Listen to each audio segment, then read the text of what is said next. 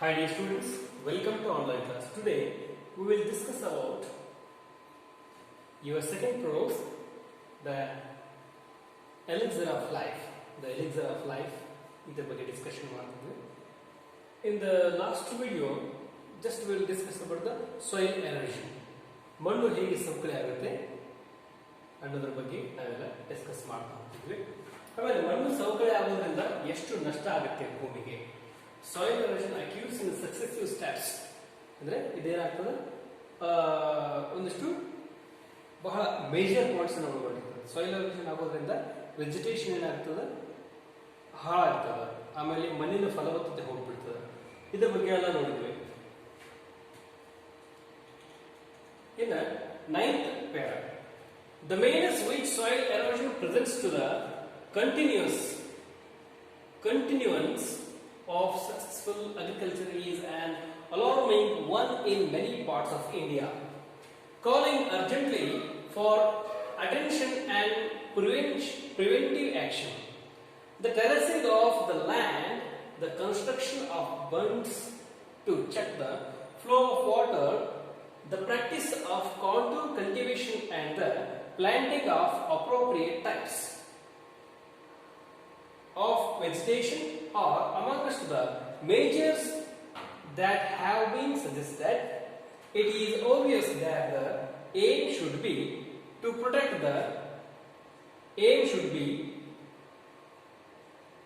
to check the flow of water at the earliest possible stage before it has acquired any appreciable momentum and correspondingly large destructive power.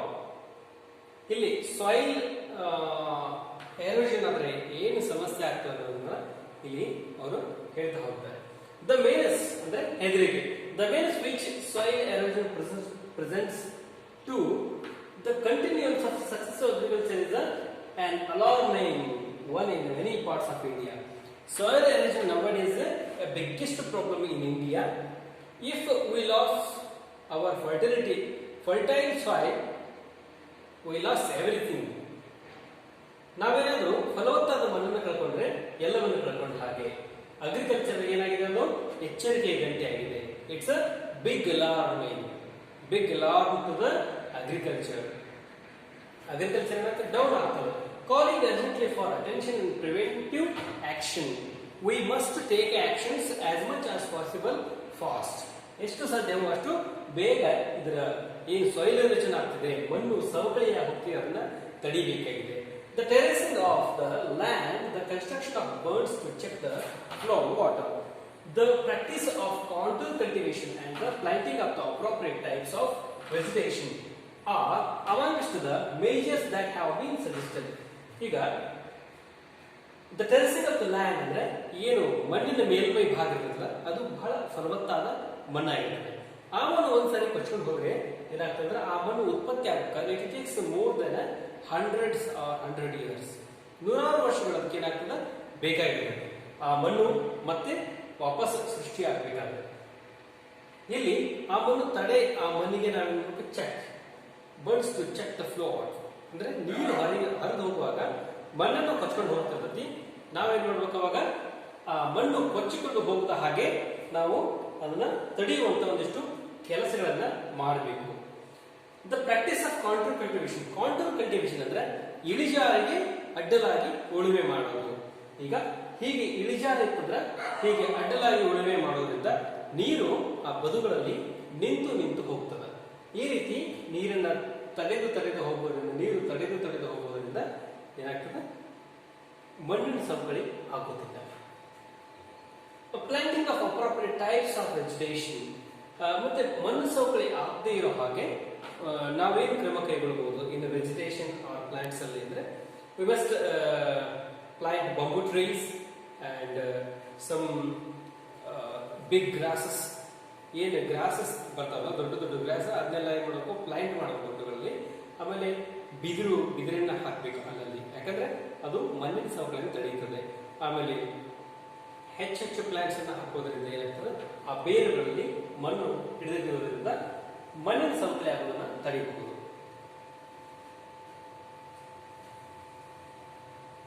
amongst the measures that have been suggested. ಅಂದ್ರೆ ಇಲ್ಲಿ ಒಂದಿಷ್ಟು plants ಅನ್ನು ನಡೆಯುವುದರಿಂದ ಏನಾಗ್ತದೆ ಈ ಸಲಹೆಗಳನ್ನು ನಾವು ಪಾಲಿಸೋದೇ ಆದ್ರೆ ಮಣ್ಣಿನ ಸವಕಳಿಯನ್ನು ತಡೆಯಬಹುದು. It is obvious that the aim should be to check the flow of water at the earliest possible stage before it has acquired any appreciable momentum and correspondingly large destructive. ಅಂದ್ರೆ ನಾವು obviously ಏನೊಂದು aim ಹಾಕೋಬಹುದು, how to check the flowing water. ನಾವೇನ್ ಮಾಡಬೇಕು, check ಅಂದ್ರೆ ತಡೆಯೋದು. Flowing water ಅನ್ನು ತಡೆಯಬೇಕಾದ್ರೆ ಏನ್ ಮಾಡಬೇಕು ಅನ್ನೋದನ್ನ ಒಂದಿಷ್ಟು ನಾವು ಗುರಿಗಳನ್ನ ಹಾಕೊಂಡು the earliest possible stage before it has acquired any appreciable momentum. ಆದಷ್ಟು ಏನು ಕೆಲಸಗಳು ಅವನ್ನ ಮಳೆಗಾಲಕ್ಕಿಂತ ಮುಂಚೆ ಅಂದ್ರೆ ಬೇಗ ಬೇಗ ಮೊಮೆಂಟಮ್ ಹಾಗೂ ಒಂದು ವೇಗದಲ್ಲಿ ಕೆಲಸ ಕರೆಸ್ಪಾಂಡಿಂಗ್ ಲಾರ್ಜ್ ಡಿಸ್ಟ್ರಕ್ಟಿವ್ ಪವರ್. ಏನಾದರೂ ಫ್ಲೋಯಿಂಗ್ ವಾಟರ್ ಏನಂತಂದ್ರೆ ಹೆಚ್ಚು ಡಿಸ್ಟ್ರಕ್ಟಿವ್ ಪವರ್ ಇರುತ್ತೆ, ನಾಶ ಮಾಡ್ತಕ್ಕಂಥ ಹೆಚ್ಚು ಶಕ್ತಿ ಇರುತ್ತೆ. ಜೋರಾಗಿ ಹರಿತಕ್ಕಂಥ ನೀರು ತನ್ನ ಜೊತೆಗೆ ಮಣ್ಣನ್ನ ಕೊಚ್ಚಿಕೊಂಡು ಹೋಗ್ತಾ ಇರ್ತದೆ.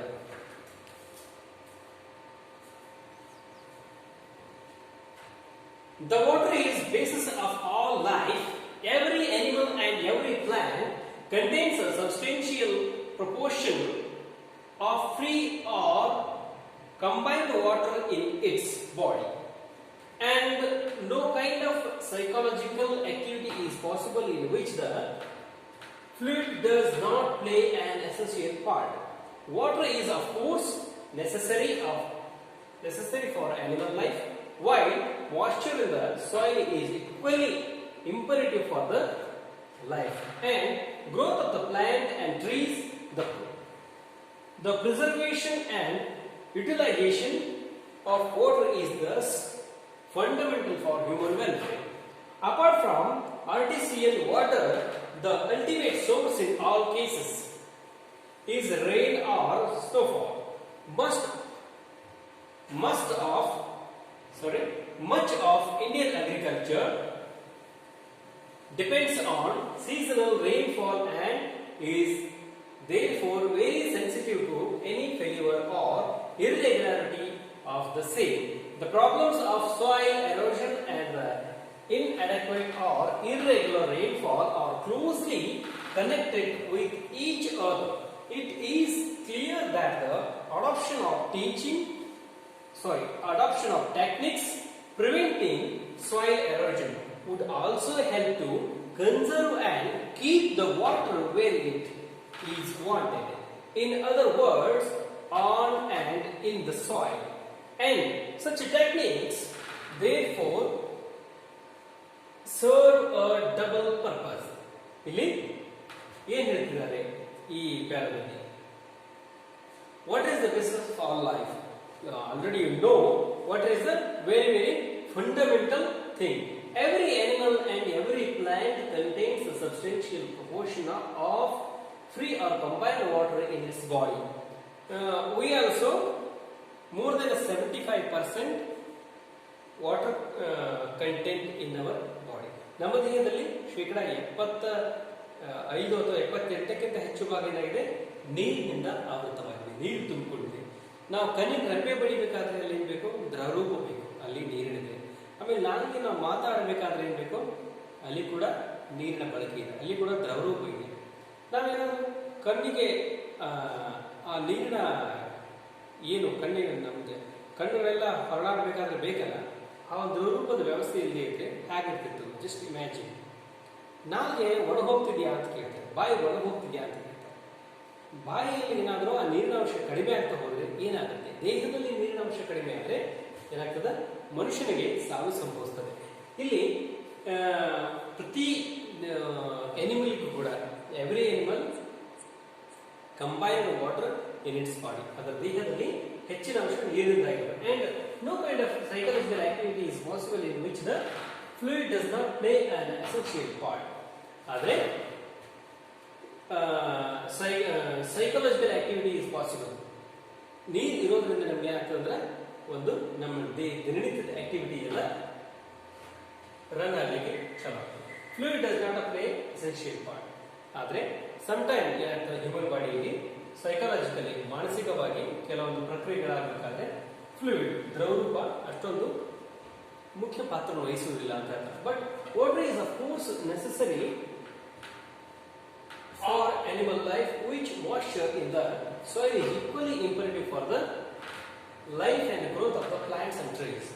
ಇಲ್ಲಿ ವಾಟರ್ ಅನ್ನೋದು ನಮಗಷ್ಟು ಇಂಪಾರ್ಟೆಂಟ್ ಅಲ್ಲದೆ ಇದ್ರೂ ಕೂಡ ಆದರೆ ಪ್ಲಾಂಟ್ಸ್ ಅಂಡ್ ಟ್ರೀಸ್ಗೆ ಅಲ್ಲಿ ಏನಾಗಿರ್ತದೆ ಬಹಳ ಮುಖ್ಯವಾದಂಥ ಒಂದು ಸಬ್ಸ್ಟೆನ್ಸ್ ಆಗಿದೆ. The preservation and illustrations of water is thus fundamental for the human welfare. ಇಲ್ಲಿ ನಾವು ನೀರನ್ನ ಸಂಗ್ರಹಿಸೋದು ಅಂಡ್ ಅದನ್ನು ಯುಟಿಲೈಸೇಷನ್ ಮಾಡ್ಕೊಳ್ಳೋದು ಇದೇನಾಗ್ತದೆ ಮಾನವನ ಒಂದು ಜೀವನಕ್ಕೆ ಬಹುಮುಖ್ಯವಾದಂಥ ಕೆಲಸ ಆಗಿರ್ತದೆ. Apart from the artesian water, the ultimate source in the cases is rainfall or snowfall. Artesian water ಅಂದ್ರೆ ಚಿಲುಮೆಗಳು, ನೀರಿನ ಚಿಲುಮೆಗಳು. ಆರ್ಟಿಷಿಯನ್ ವಾಟರ್ ಅಲ್ಲಿ ಆಮೇಲೆ ಆರ್ಟಿಷಿಯನ್ ವಾಟರ್ ಇರ್ಬೋದು, ಅದು ರೈನ್ಫಾಲ್ ಅನ್ನ ಸಂಗ್ರಹಿಸಿದಾಗಿರ್ಬೋದು ಅಥವಾ ಸ್ನೋಫಾಲ್.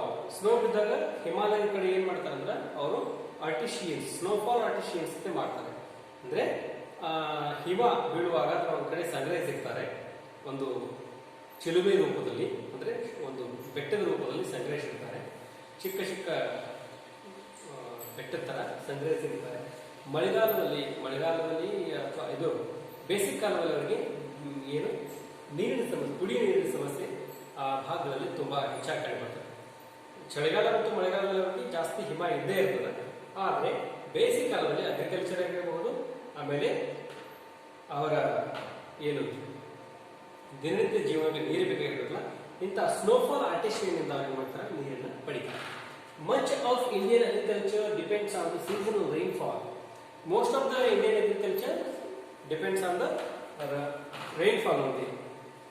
ಮೇನ್ಲಿ ಸೀಸನಲ್ ರೈನ್ಫಾಲ್ ಏನು ನೈಋತ್ಯ ಮುಂಗಾರು ಮತ್ತು ಈಶಾನ್ಯ ಮಾರುತಗಳು, ನೈಋತ್ಯ ಮಾರುತಗಳು ಏನು ಬರ್ತಾವೆ, ಮುಂಗಾರು ಮತ್ತು ಹಿಂಗಾರು ಮಳೆಗಳು, ಇವುಗಳ ಮೇಲೆ ಇಂಡಿಯನ್ ಅಗ್ರಿಕಲ್ಚರ್ ಡಿಪೆಂಡ್ ಆಗಿದೆ. Is therefore very sensitive to any failure or rare of the same. ಇಲ್ಲಿ ಏನಾಗ್ತದೆ, ಸಚ್ ಕ್ಲೈಮೇಟ್ ಇಷ್ಟು ಸೆನ್ಸಿಟಿವ್ ಆಗಿದೆ, ಒಂದು ಸ್ವಲ್ಪ ಏನಾದ್ರು ಹೆಚ್ಚು ಕಡಿಮೆ ಆದರೆ ಮಳೆಯಲ್ಲಿ ವ್ಯತ್ಯಾಸ ಆಗ್ತದೆ, ಮಳೆಯಲ್ಲಿ ವ್ಯತ್ಯಾಸ ಆದರೆ ಜನಜೀವನ ಅಸ್ತವ್ಯಸ್ತ ಆಗ್ತದೆ. The problem of soil erosion and of inadequate or irregular rainfall. ಒಂದು ಕಡೆ ಹೆಚ್ಚು ಕಡಿಮೆ ಆಗ್ತಕ್ಕಂಥ ಮಳೆ, ಇನ್ನೊಂದು ಕಡೆ ಅಸಮರ್ಪಕವಾಗಿ ಬೀಳ್ತಕ್ಕಂಥ ಮಳೆ, ಇನ್ನೊಂದು ಕಡೆ ಸಾಯಿಲ್ ಎರೋಷನ್. ಕೆಲವೊಮ್ಮೆ ನಮ್ಮ ದೇಶಕ್ಕೆ ಸರಿಯಾಗಿ ಮಳೆನೇ ಆಗೋದಿಲ್ಲ, ಇನ್ನೊಂದು ಸರಿ ಏನಾಗ್ತದೆ ಹೆಚ್ಚು ಮಳೆಯಾಗಿ ನಮ್ಮಲ್ಲಿದ್ದಂಥ ಫಲವತ್ತಾದವನ್ನು ಕೊಚ್ಚಿಕೊಂಡು ಹೋಗ್ತದೆ. R closely connected with each other.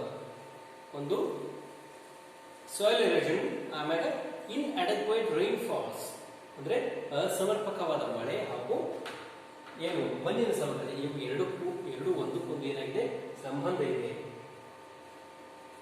It is clear that the adoption of techniques preventing soil erosion would also help to conserve and keep the water where it is wanted. ನಾವೇನ್ ಮಾಡಬೇಕು, some techniques ಇಂದ we must use our techniques to preventing the water where it is needed. ಎಲ್ಲಿ ಜನರಿಗೆ ಬೇಕಾಗಿದೆ ಅನ್ನೋದನ್ನ ನಾವೇನ್ ಮಾಡಬೇಕು, ಅದನ್ನ ಸರ್ವೆ ಮಾಡಿ ಸ್ಟಡಿ ಮಾಡಿ ಆ ಜನರಿಗೆ ನೀರನ್ನು ತಲುಪಿಸುವಂತ ಒಂದಿಷ್ಟು ಟೆಕ್ನಿಕ್ಸ್ ಅನ್ನ ಅಡಾಪ್ಟ್ ಮಾಡ್ಕೋಬೇಕು.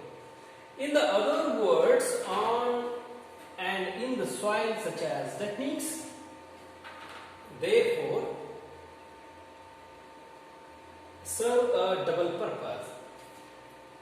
ನೀರು ಭೂಮಿಯ ಮೇಲೆ ಮತ್ತು ಭೂಮಿಯ ಒಳಗಡೆ ಅದು ಇದ್ರೂ ಕೂಡ ಯಾಕಂದ್ರೆ ಅದೇನ್ ಮಾಡ್ತದೆ, ಡಬಲ್ ಪರ್ಪಸ್ ಸರ್ವ್ ಮಾಡ್ತದೆ. ಭೂಮಿ ಒಳಗಡೆ ಇದ್ರೆ ತೇವಾಂಶ ಉಳಿತೈತಿ, ಭೂಮಿ ಮೇಲೆ ಇದ್ರೆ ಮೇಲೆ ಇರ್ತಕ್ಕಂಥ ಜೀವಿಗಳಿಗೆ ಒಂದು ಆಧಾರ ಆಗ್ತದೆ.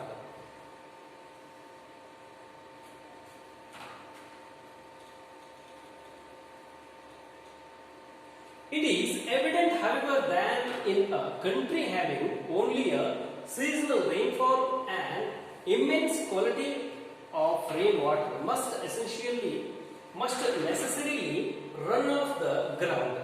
The collection and utilization of this water is therefore of vital importance. much of it flows down into the streams and rivers and ultimately finds its way to the sea. Incredibly large quantities of the precious fluid are thus lost of the country.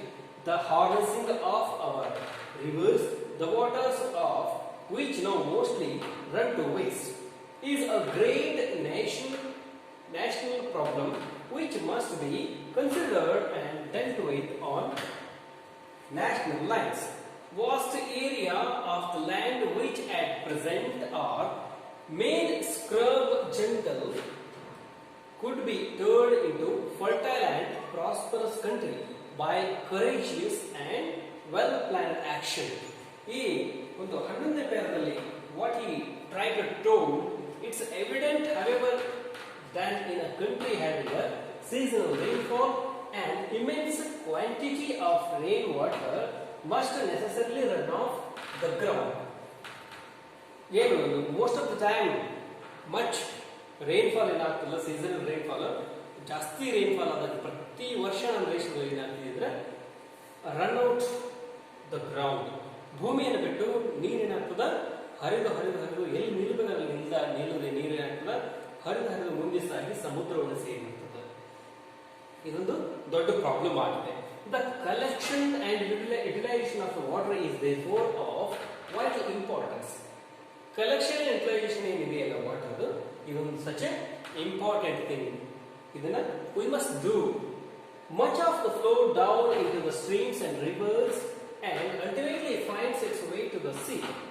ಕೊನೆಗೆ ಮಳೆಯಲ್ಲಿ ಬಿದ್ದಂತ ನೀರು ಎಲ್ಲಿ ಹೋಗ್ತದ, ಹಳ್ಳಗಳು ಸೇರ್ತದ, streams ಸೇರ್ತತಿ ಅಥವಾ ಆಮೇಲೆ ನದಿಗಳು ಸೇರ್ತದೆ, ಕೊನೆಗೆ ಸಮುದ್ರವನ್ನು ಸೇರಿ ಹೋಗ್ಬಿಡ್ತದ. Incredibly large quantities of the precious fluid are thus lost to the country. The harnessing of our rivers, the waters of the which now mostly run to waste. ಏನು ಜಾಸ್ತಿ ಬಿದ್ದಂತ ಮಳೆ ನಮಗೆ ಏನಾಗ್ತದೆ, ನಮಗೆ ಹಾನಿ ಮಾಡೋದ್ರ ಜೊತೆಗೆ ಸುಮ್ಮನೆ ವೇಸ್ಟ್ ಆಗಿ ಹೊರಡ್ತಾ ಇದೆ. Is a great national problem. ಇದೊಂದು ದೇಶದ ಅತ್ಯಂತ ದೊಡ್ಡ ಸಮಸ್ಯೆ which must be considered and delt with on national lines. ಇದೊಂದು ದೇಶದ ದೊಡ್ಡ ಸಮಸ್ಯೆ ಆಗಿದೆ, ಇದನ್ನ ಹಾಗೆ ಪರಿಗಣಿಸಬೇಕು ಅಂತ ಹೇಳ್ತಾರೆ. Vast areas of land which at present are main scrub jungle. ನಾವೇನಾದ್ರು ದೊಡ್ಡ ದೊಡ್ಡ ಏರಿಯಾಗಳಲ್ಲಿ ವಾಸ್ಟ್ ಜಂಗಲ್, ಸ್ಕ್ರಬ್ ಅಂದ್ರೆ ಕುರುಚಲು ಕಾಡು, ಸ್ಕ್ರಬ್ ಜಂಗಲ್ ಅಂದ್ರೆ ಕುರುಚಲು ಕಾಡು. ನಾವೇನಾದ್ರು we must if we prevent the flowing water, the area is very become fertile and prosperous. Vast areas of land which at the present are merely scrub jungle could be turned into fertile and prosperous country by courageous and well planned action. ಒಂದು ಅದ್ಭುತವಾದ plan ಅನ್ನ ಸರಿಯಾಗಿ ಅದನ್ನ ಜಾರಿಗೆ ತಂದಿದ್ದೆ ಆದರೆ ನಮ್ಮ ದೇಶ ಏನಾಗ್ತದೆ, ಪ್ರಾಸ್ಪರಸ್, ಹೆಚ್ಚು ಶ್ರೀಮಂತ ಆಗ್ತದೆ. ನಮ್ಮ ಮಣ್ಣು ಕೂಡ ಏನಾಗ್ತದೆ, ಫರ್ಟೈಲ್ ಆಗ್ತದೆ, ಫಲವಂತಿಕೆ ಬರ್ತದೆ. ಆಮೇಲೆ ಸ್ಕ್ರಬ್ ಜಂಗಲ್ಸ್ ಅಲ್ಲಿ ಏನಾಗ್ತಾವ ಅಂದ್ರೆ ಹೆಚ್ಚು ದೊಡ್ಡ ದೊಡ್ಡ ಕಾಡುಗಳಾಗಿ ಬೆಳಿತಾವೆ. ಕುರುಚಲು ಕಾಡು ಅಂದ್ರೆ ನೋಡ್ತೀವಲ್ಲ, ಕಂಟಿ ಗಿಂಟಿ ಸಣ್ಣ ಸಣ್ಣ ಬೆಳೆದಿರ್ತದೆ, ಇಷ್ಟಿಷ್ಟೇ ಕುರುಚಲು ಗಿಡಗಳು ಬೆಳೆದಿರ್ತಾವೆ, ಅವಾಗ ಸ್ಕ್ರಬ್ ಜಂಗಲ್ ಇರ್ತದೆ. ಅದೆಲ್ಲ ಹೋಗಿ ಏನಾಗ್ತದೆ, ಹೆಚ್ಚು ಮಳೆ ನೀರನ್ನು ನಿಲ್ಲಿಸುವುದರಿಂದ ದೊಡ್ಡ ದೊಡ್ಡ ಮರಗಳು ಬೆಳೀಲಿಕ್ಕೆ ಸಹಾಯ ಆಗ್ತದೆ. Okay, ಇಲ್ಲಿಯವರೆಗೆ ನೋಡಿದ್ರೆ tomorrow we'll continue with 12th para. Okay, thanks for watching.